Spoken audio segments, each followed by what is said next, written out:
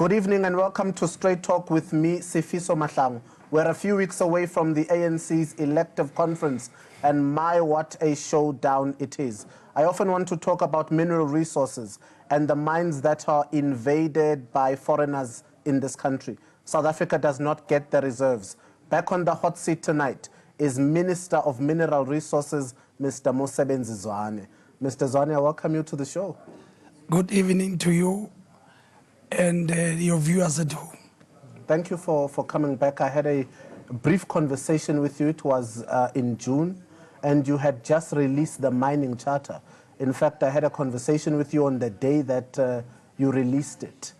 You've just celebrated 2 years in office as the Minister of Mineral Resources.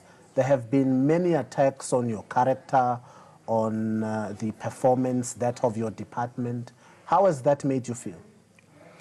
Well, that has made me feel much more stronger as an individual, because when I came here and I was appointed to be the minister in this department, I knew that there were a lot of work still to be done, and I'm happy that I'm part of the team that is working towards transforming the country and the people of this country. Let's talk about your mining charter. Have you rescinded it? Have you reversed it? Have you withdrawn your mining charter? You set tongues wagging in this country, and the chamber is not happy with you at all. Capitalists cannot be happy with you at this point. Have you reversed your mining charter? No, I have not. I will not, and I'm planning not to do that. It is currently a subject of discussion at the court level. We will be at the court on the 13th and 14th of December to deal with this matter and lay it to rest. It's not my document, it's the people of South Africa's document. I'm just representing them. Who owns these mines? This is a South African democracy, a constitutional democracy, and people take the Minister of Mineral Resources to court over South African land. Has government not got power to neutralize the situation?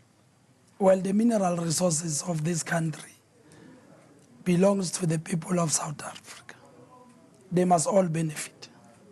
But having said that, South Africa is also a constitutional country where if anybody is aggrieved or do not agree with us as government, they have a right to take us to court and test the matter. And we respect that. That is why we're looking forward in dealing with this matter and hear their side in terms of where they stand, because we are clear where we stand. We want the poorest of the poor, the people who are staying in shacks throughout the country, to also benefit from their mineral resources, and we think we are reasonable in requesting that, and we believe with time people will support us, including the chamber also. You recently took a trip to Mpumalanga where you were refused, should I say refused or denied the opportunity to speak to the masses of South African people. Later on in the media, it was reported that the Premier of Mpumalanga, Mr. Didi Mabuza, was not aware of your coming. Can you explain to me what happened in Middelburg when police had to intervene, a speaking engagement that was planned by your department? Well, there was a group there which claimed to be representing government, strictly speaking the Premier, which demanded me to reverse my engagement until the Premier is back. Because they were talking about his name, I decided to do exactly that. But when he came back, he gave me a call and distanced himself from the allegations and assured me that he will never stop a government program of any sort. The minister is a minister if we come into the province doing work, he would not stop anybody. And we have since agreed that I will go back to Mpumalanga. I will invite him and all the stakeholders because it's a no. I normally do that. It's just that when I was there, he was outside the country and the MEC was also engaged somewhere in the province. But we have since clarified that matter. I don't think a minister needs to gain permission from a councillor or even a premier before you enter a province, particularly if you're going to do government responsibility. ANN7 has footage of people who are holding money, 100 Rand notes, claiming they had been paid to disturb your event. Are you at ructions with the Premier of Mpumalanga? Could there have been a group that was paid to disturb issues of radical economic transformation? So I have a lot of respect for him. I've been working with him since I was in the Free State as an MEC. I really do not believe that he could be part of such a nonsense. I just believe that this group was malicious. They had their own intentions, and so they used his name in the process, which is distasteful, as he puts it.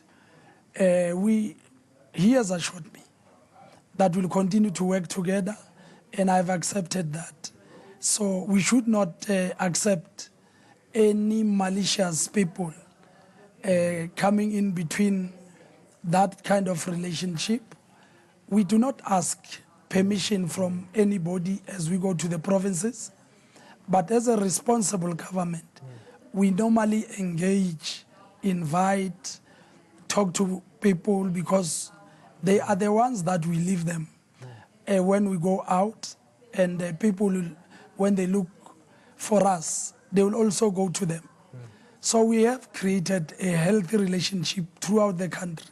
If we go to KZN, we talk to the Premier there, we talk to the MEC responsible, we talk to the municipality, so that we take everybody on board as we do our work. Minister, is the mining chamber or the Chamber of Mines captured by what I call white monopoly capital? They represent the interest of business. And business wants to maximize profit. As government, we want business to share what they have with the people of South Africa, those who do not have.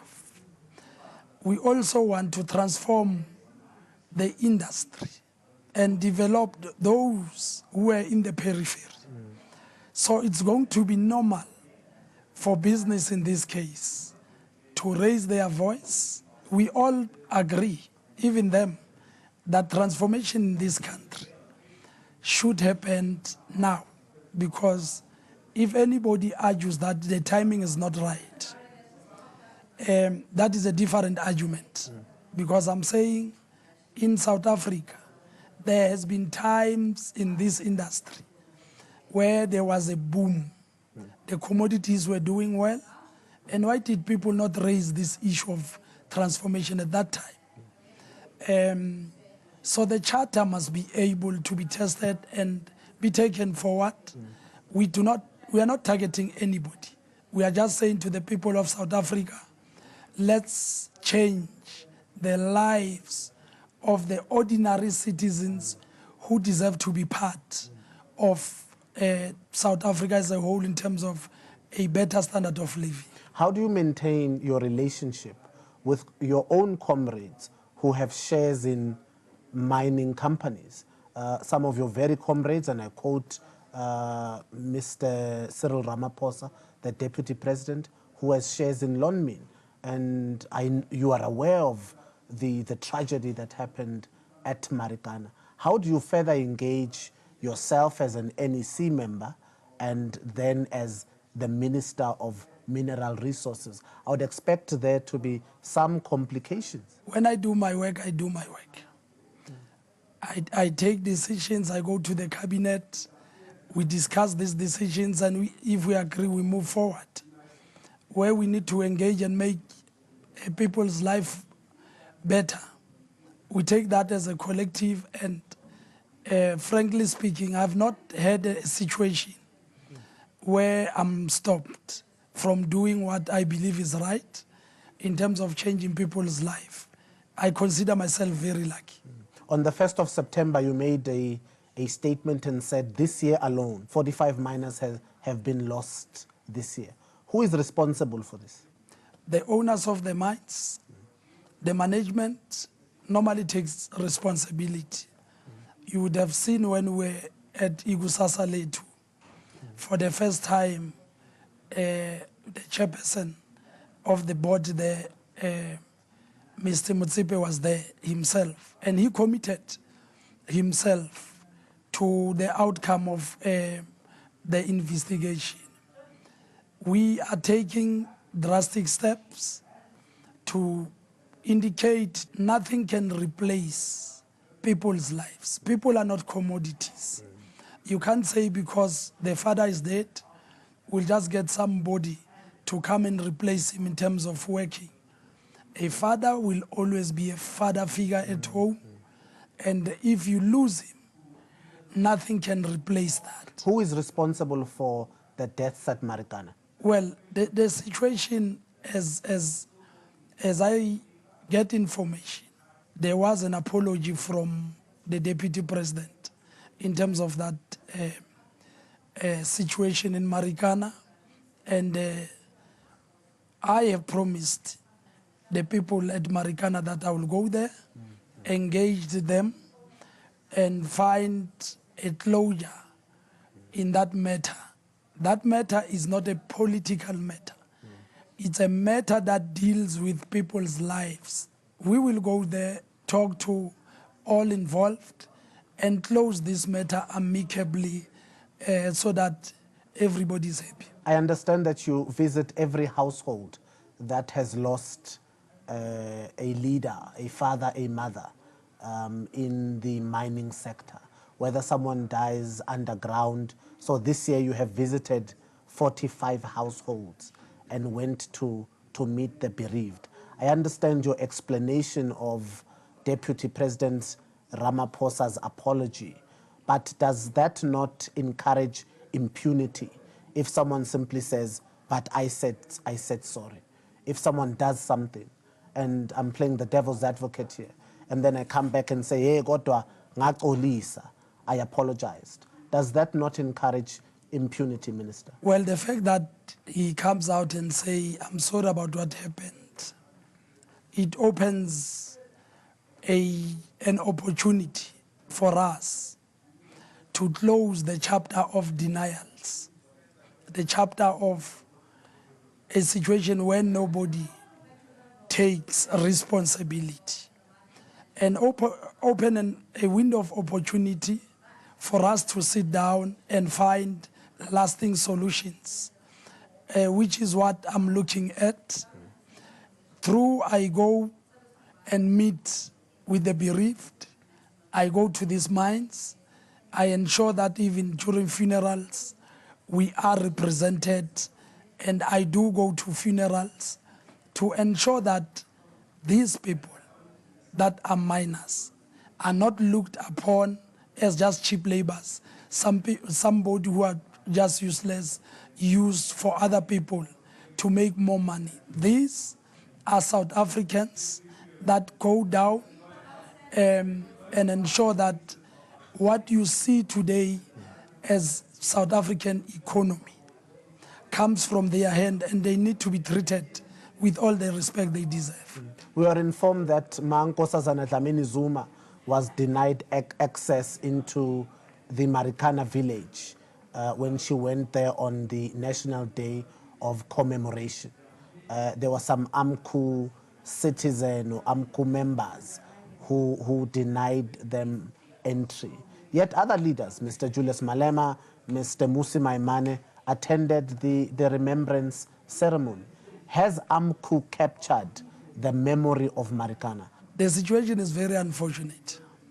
South Africa is a democratic country. If we allow any situation where there is a no-go area for anybody in this country. It simply means we do not understand this democracy that has been fought for so hard. Nobody has a right to stop any leader going to Marikana to go and meet with the families there and pay their respect. It's a thing that we should allow, irrespective of parties, because we believe in a form of Ubuntu. Everybody's allowed to come and pay their respect. We are engaging with unions, that where a particular union is strong, they must not use their strength to actually suppress democracy in this country. It's an unfortunate situation. We are engaging with everybody, and our wish is that such happenings should stop, because they are not helping our democracy to actually mature. Minister, let's talk about politics. We are a few weeks from December 2017. It is your elective conference. You're a member of the NEC and a vocal member at that. Who are you going for? Today I wrote a story about Mr. Zwane being, the negotiated candidate, someone whom the party views can unite the ANC. But I believe the two horses on the race are Nkosazana Dlamini Zuma and Deputy President Mr. Cyril Ramaphosa. Who are you backing for December 2017? Well, I know that the ANC branches are going to elect. Fortunately, I'll form part of the delegates that will be there. I would want to go for a candidate that is very clear in terms of what to achieve. Radical economic transformation, now or never. Let the people of South Africa benefit. And Nkosazana Zuma has been in the forefront of saying that all over unapologetically up to now. And I believe in that. I think if she could be elected, she will take where President has left and take the people of South Africa actually. The SABC called Nkosazana Dlamini Zuma Mini Zuma. They later apologized to say it was a typing error. They left the DLA out, from calling her Dlamini Zuma to a Mini Zuma. Do you not think that the Zuma surname and what the media has made out of your President Jacob Zuma might affect the party at the polls in 2019? Comrade Nkosazana Zuma has her own struggle credentials that is not linked to anybody. As she joined ANC, she joined ANC as an individual. She meets all the criteria that has to be met by anybody who has to avail themselves to be candidates. I want to appeal to South Africans to treat this issue as such. Anybody who has a problem must actually raise a credential issue, not an issue of an ex. Yeah, well, that is unfortunate. I think that is malicious. People must look at credentials and facts and begin to judge anybody on facts. When the ANC discusses the battle of ideas, you say one has to go through the eye of the needle and you must elect leadership through the eye of the needle. But what happened with the court ruling of KZN separating the ANC in two? Now there's the ANC of Senzo Mkhunu and the ANC of Sihle Zikalala. Will this not affect you in December 2017, leading up to 2019? How will the ANC in KZN have a consolidated slate or a consolidated candidate to elect in December? Well, ANC has always emerged from more serious challenges than this one. 90% of people who are electing that conference is actually the branches of the ANC. They are still there, they are intact, and whatever position the province takes, branches are still there. It's an unfortunate situation, but we also have to respect our judicial system. But I don't see it really hampering any proceeding.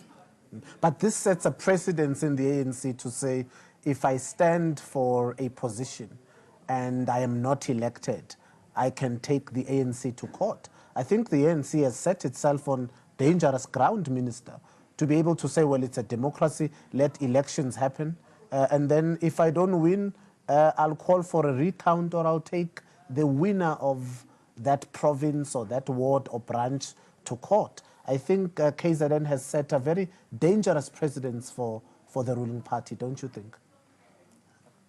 Well, the people will say I'm not in a good position to speak because this started in my own province, in the Free State, some few years ago. But you are right. It's a very unfortunate situation that must be discouraged by the organization. I think we need to resolve our own issues internally as the organization and allow courts to deal with other matters that needs them. But organizational issues, if we could hear this out and begin to deal with our own issues internally and resolve them amicably.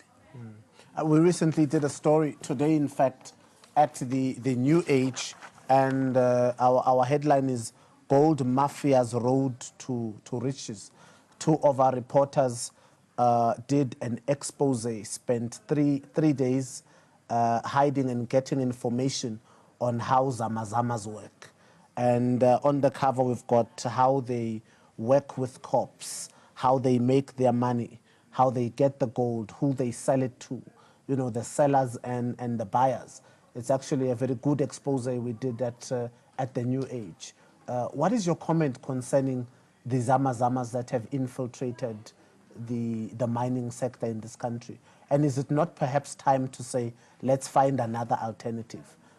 Maybe we should legalize it. Maybe we should bring people on board, because this is an activity. It seems like the Zamazamas are running an economy on their own. Well, we have dealt with illegal mining in Limpopo, which was actually bigger than this one. We will be paying attention to this issue of Zamazamas in the Free State, in Velco. It's an unfortunate situation. As we get the information, it's a matter that does not only require the Department of Mineral Resources, because there is a lot of criminality that takes place. Not only poor people are involved here. There is a lot of syndicate, there is a lot of money going around, paying people, and so forth. I will be engaging my colleagues in other departments so that collectively each department deals with what concerns that particular department so that we close this issue. We have taken a decision as a department that in those mines where people can still mine at a smaller scale, we will look at the issues of safety and allow those people to mine officially. We'll give them licenses. And we have called upon them to come forward, because we are not a department that seeks to punish genuine people.